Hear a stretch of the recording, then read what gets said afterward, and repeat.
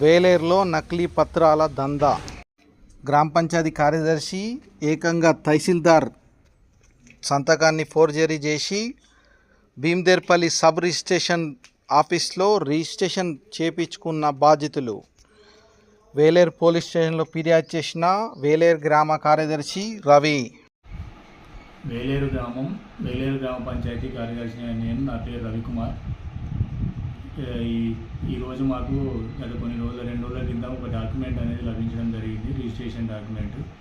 అందులో పరిశీలించి చూడగా అందులో ఇంటి నిర్మాణ అనుమతి పత్రం అనేది నా పేరు పైన ఫోర్జరీ సంతకం మరియు గ్రామ పంచాయతీ యొక్క రౌండ్ సీలు మరియు పంచాయతీ కార్యదర్శి గారి ముద్ర, దొంగ స్టాంపులు క్రియేట్ చేసి దాని ద్వారా నిర్మాణ అనుమతి పత్రం తయారు చేసి దాంతో భీమదేర్పల్లి సబ్ రిజిస్ట్రార్ ఆఫీస్లో ఇంటి రిజిస్ట్రేషన్ చేయించుకోవడం జరిగింది.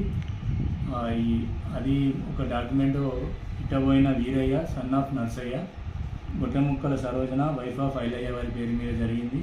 ఇంకొక డాక్యుమెంట్ వచ్చేసి బిల్ల లక్ష్మి వైఫ్ ఆఫ్ భిక్షపతి, బిల్ల రవలి డాటర్ ఆఫ్ భిక్షపతి పేరు మీద జరగడం జరిగింది.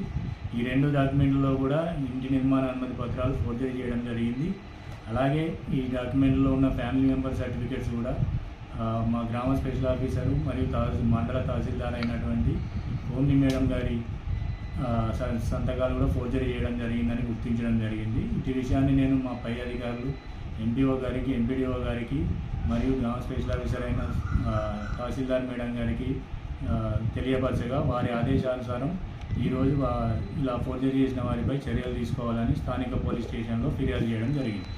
అంటే గ్రామ పంచాయతీలో జరిగిందంటారు కదా సార్, మీ ఎవరైనా దీంట్లో పనిచేసేటోళ్ళు వాళ్ళ పాత్ర ఉన్నదంటారా? లేదండి, ఎందుకంటే వాళ్ళు దాని మీద అనుమతి పత్రాల మీద రిజిస్టర్ నెంబర్లు కూడా అవుట్వార్డ్ నెంబర్లు వేసుకోవడం జరిగింది. అవి మా గ్రామ పంచాయతీ రికార్డులో చెక్ చేయడం జరిగింది. అసలు అవి పొంతన లేకుండా ఉన్నాయి, అసలు అవి మా రికార్డులో లేనే లేదు. మీ ఎలాంటి మీది పరం లేదంటారు? లేదు, ఆ సంతకాలు కూడా స్టాంపులు కూడా మనవి కావు.